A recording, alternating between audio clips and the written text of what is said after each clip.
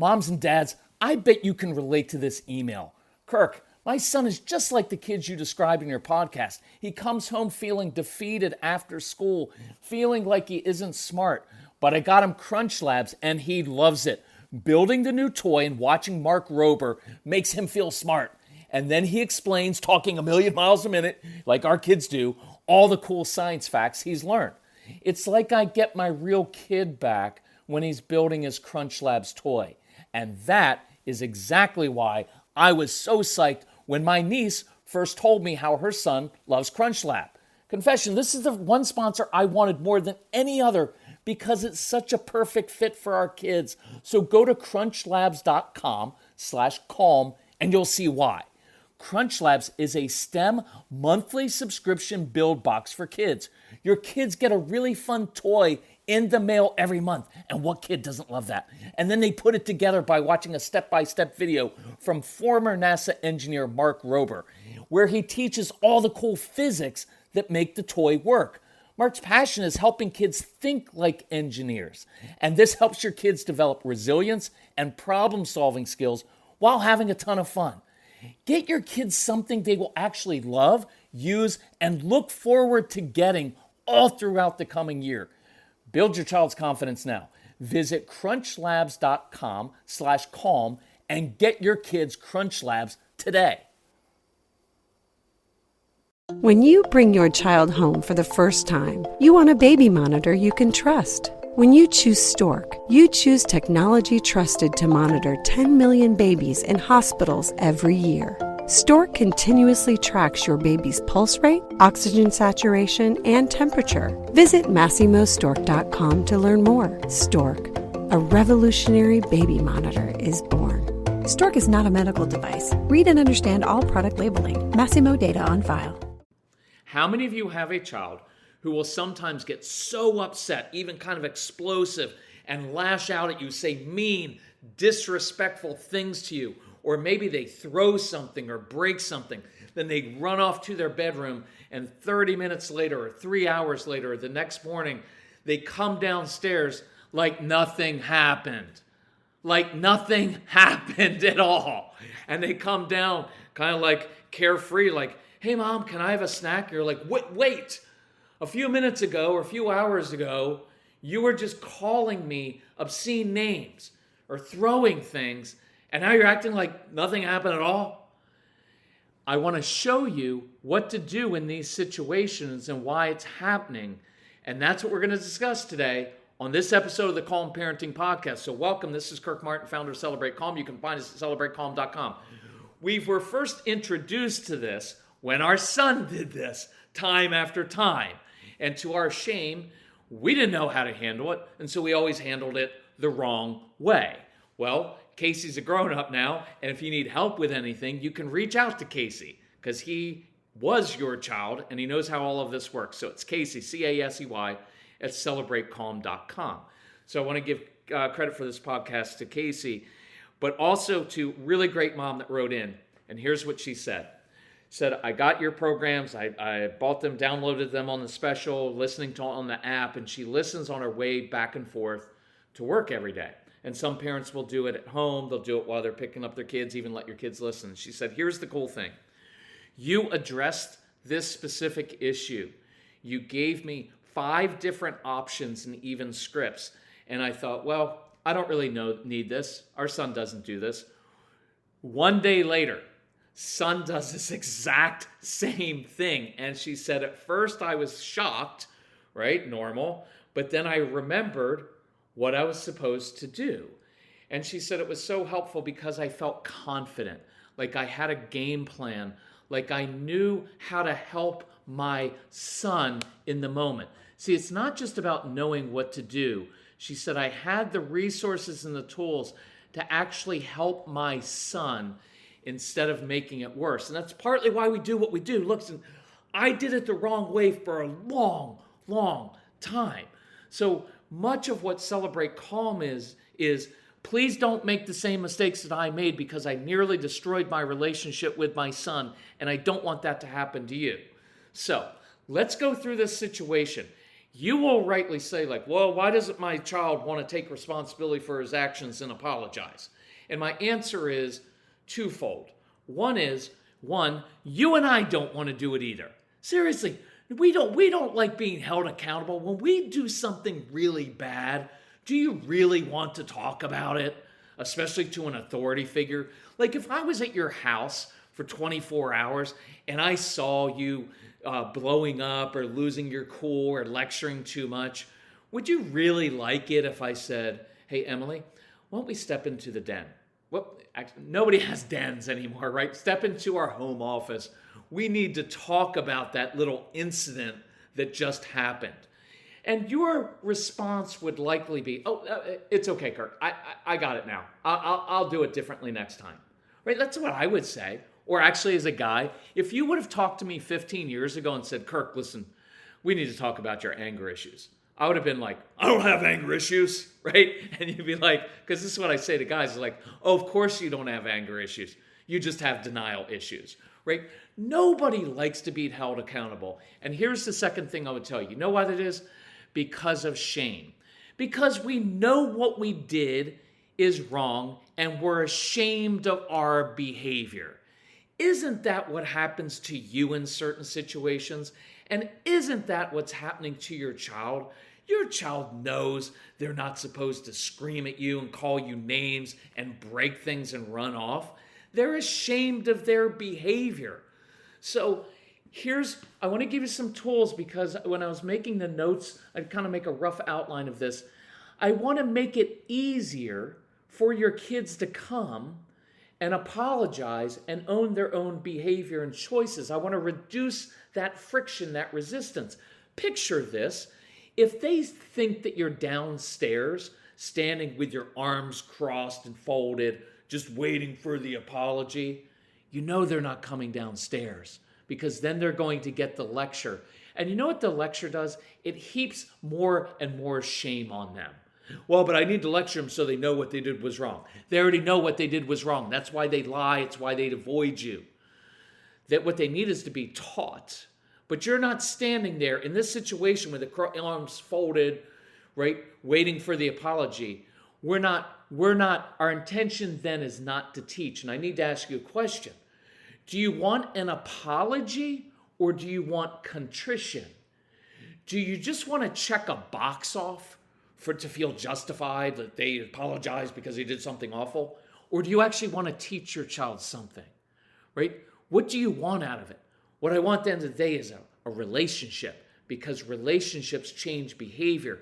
And we just mentioned that little phrase that came out is, I want to be prepared so I can actually help my child, right? We get this thing like, well, I just need to teach my child a lesson. No, we don't need to teach him a lesson. We need to teach him so that for his own sake, not so he doesn't offend us and say disrespectful things. Stop taking everything personally. Why can't I'm offended that my child would speak to me like that? Why are you offended? How old are you? I know I'm being a little jerky there, but if that's your attitude, I don't want to say you kind of deserve it, but that attitude does. Well, my child's... You're a grown-up. I'm a grown-up. I mean, what do you think when you had kids? They're going to walk around all the time and say, yes, ma'am, yes, sir. I'm so sorry I did that. They're human beings. You and I do the same thing often, okay? And my goal is to help my child. I don't need the apology in this situation. My life isn't fragile and broken because my child yelled at me. Of course he yelled at me. He's really frustrated, didn't know how to handle it. Partially, he handled it that way because that's what I modeled for him, right? So let's move this, and you have to decide, what am I really after here? So let me give you a couple options to handle the shame. So one is contrition yourself. Sometimes, not all the time, and you've heard me say this, but sometimes taking the first step and even apologizing yourself or showing your own contrition, your own humility. Humility breaks down walls. Humility leads to contrition. Standing with your arms folded, hands on your hips, waiting for the apology, that doesn't lead to anything but a defensive response. So imagine going upstairs sometimes, knocking on the door and saying, hey, Emily, I'm sorry. You know what? I shouldn't have handled the situation that way. And then walk away. Maybe that's enough right then. That you are modeling what you want your child to do. You are modeling the humility. You're modeling honesty, right? Of, yeah, I shouldn't have gotten upset either. I kind of contributed to that. So you don't have to make it a long talk. I'm so sorry. I shouldn't have done it. Just a simple statement. Hey, Case, I'm sorry that I reacted to you that way. I shouldn't have done that. I'm sorry. And then I walk away. I also like the invitation, right? Sometimes the space is helpful just to let them think about that, just to let it process. You don't have to do all of this right away. Well, you're supposed to discipline your kids properly right away. Not all the time. Sometimes the best thing is for you to cool down and for them to have time to process. But I like the invitation. So sometimes the invitation could be a little knock on the bedroom door. Hey, Case, I'm sorry I handled it that way. Listen, I've got to run up to the store. You want to come help me? Because I wanted to grab something, and I thought maybe you and I could get X. Or, I love to go into the whole Taco Bell thing. Maybe I want to go get a snack. You want to come with me? Go for a car ride. Invite them. Hey, I've got to walk the dog. Listen, if you want to come help me, I'd love to hear what's going on because I want to help you out. See, that tone may be a lot different than it was downstairs in the kitchen. You're not going to talk to me like that. Why are you getting so upset? You know what? I'm going to count to 10, young man. My tone's different there. It's an invitation, and they can feel it. But here's one of the favorite examples I've ever used because it's just real life. So this happened often in our home until I finally figured out how to handle it. And I remember one of the first times that I did it well is Casey had said awful things to us and then ran up to his room and then he slammed the door. And that's a big trigger for me. Don't slam my door. And so I was really struggling because I was justified in going up and saying, I want an apology. You owe your mother an apology right now, young man. If you don't do it right now, you're going to lose all your privileges for the rest of the week. And I would have been justified, purely justified. But it wouldn't have worked, and it wasn't the right thing to do. So I went up and I knocked on the door. Oh, on the way up, I grabbed some Legos because he's big into Legos at the time. So I go up, knock on the door, and I walk in his room, and I sit on the floor, and I start building with his Legos. Now, I know what he was expecting. He was expecting me to open the door and stand in the door, in the frame of the door, leaning up against it or hands on my hips, waiting for the lecture, for me to let him know what an awful kid he is and how disrespectful it is to talk to your parents like that. And I would have never done that, right? That's always a helpful thing that we say, isn't it? I would have never done that, but you're so freaking awful, you do it. I've never really said that before like that, but I'm going to let that stand. Some of you don't like the language, but look, the intensity of it. Isn't that what we're really saying? I would have never said that, but you're so beyond help that you actually say that to your parents.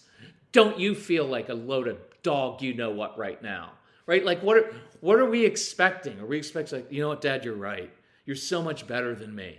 I'm so awful. I'm just a reprobate. I don't even know why you bother to let me live in your house anymore. Right? Like think through some of those things, right? Well, I just need to shame them into good behavior. All right. I'm not even going to dignify that one. Right? So watch. So that's what he's expecting, for me to stand in the door and have that little face off. And because I'm the adult and the parent, he's got to humble himself and bow before me and apologize. Right? That's not what good authority figures do. Good authority figures lead. We're leaders. Okay? And some of you really need, including me, I had to do this a lot. Some of you who are religious need to look inside at your view of authority figures, of how you view God. Because if you view God as this angry guy who just punishes people all the time when he's not happy with their behavior, and that's how a lot of you grew up, and that's how I grew up, that's in there. It's not even religious, it's cultural. It's deep inside of you because maybe that's how your parents did it with you. And you're going to have to deal with that first. Don't put all of your junk on your child and expect them to deal with it when you never learned how to deal with it first because of your own parents or your own view of God or religious upbringing. You got to deal with your own stuff first. And one of the beautiful parts of what we talk about is generational change. I want you to break these generational patterns and strongholds of thinking that you have so that your kids don't have to labor under those and suffer under those and struggle into their 30s and 40s and maybe into their 50s like some of you and I have had to do. This is a huge opportunity. Look, we're talking about, well, I need my child to take responsibilities for his actions. Let's be the leaders and let's start doing the hard work now. It's the beginning of the new year. If you want to dig in and really change your family, change yourself, because that will change all of your interactions. So instead of standing in the doorway, I sat down for once and I started building with the Legos. And I can remember this is probably 15, 16 years ago. Casey's just a little kid. And there's all this tension in the room. Picture this. We just had a big blow up and there were tears and there's anger and there's frustration and there's confusion. And now I knock on the door instead of coming in and barking at him and his face off. I'm sitting on the floor. And this kid, my son's sitting on his bed. What do you think he feels like right then? Things all full with pride, like I showed my parents what to do. Of course not. He's filled with shame. And now there's a guy, this dad, sitting on the floor that's different to him of like, why is he sitting on the floor? And he was waiting to be lectured and yelled at like I had always done. But now he's sensing there's something different. My tone's different. My tone of my body posture is different. I'm playing with his Legos on the floor. I'm not looking at him, staring at him in his shame, right? Some of you, look, please don't get offended by this. Oh, you mentioned religion. Well, look, deal with it. We're all grown-ups here. I'm not advocating a certain religion and you change. I bring up situations because they're true life stories, and most people have dealt with religion usually in a really negative way. But for those of you who remember the story of when they brought the prostitute to Jesus, all the men brought the prostitute caught in the act to Jesus, and he knelt in the freaking dirt. He didn't look at her and lecture, young lady, do you know what you've been doing? No, he averted his eyes from her shame. It is a beautiful, beautiful thing that he didn't stare at her and lecture her and further. He looks in the dirt, and guess who he yelled at and got on? All the men who had brought her to them. Those of you who have without sin. And I believe one of the interpretations I've heard from a Jewish scholar was, those of you without the same adultery. You go, right? You throw the first stone. And of course, they all dropped their stones and walked away because they were all guilty. But it's an important story. Whether you think it, whatever you think of it, it's a great story because it shows the shame that was evident in this woman, and that the authority figure in the situation averted his eyes and knelt and drew in the dirt. And so as I'm sitting on the floor, I can feel this tension. And my son's up. Look, it's not a kid. It's not a child. It's my son who's up there. I know my job is to teach them and discipline them. Yes, and discipline means to teach. But you change behavior by building a relationship, by loving people, not by digging in because I'm justified under the law to yell at him because I'm the authority figure. It's my son up there. And I can feel the tension. And I'm trying to figure out what's in his brain right now because there's this guy who a few hours earlier, was really angry at me, and I know I did something wrong. And I don't look up, but I can feel him inching toward the side of the bed. And after a few minutes, he kind of slides down off the bed. You know what hit me? My son's being vulnerable. He's asking himself, can I trust this man who's sitting on the floor? He's my dad, and I want to be close to him, and I want to trust him, but I've never been able to. And I look up to him, and I want to please my dad, but I don't know what's about to happen because the past 15 times I got a lecture and I got yelled at and I got shamed because I never would have done this to my father. But I'm sensing something different in my dad right now because he's sitting on the floor and I want to be close to him, but I don't know if it's safe or not. And so this thing that happened when he was 9 set us up for when he was 16 and 17 and 23 and 27, when he's going through really hard stuff in life and he wonders, can I call my dad and tell my dad what I did? And is that safe? That happened when he was 9, playing with the stupid Legos on the floor instead of yelling at him. So he slides off the bed onto the floor, and I still don't look at him. And I say, I thought we could build that spaceship, that thing you like to build. Can you hand me a red one? And we start building with his Legos. And now we're together. Picture it. We're together. We're not separated physically. We're not separated by anger. We're not separated by shame. We're together on the floor building. And you know what happened? He said, Dad, I'm really sorry. I didn't mean those things that I said, and I'm sorry. And at that moment, I got contrition. See, that's what we want.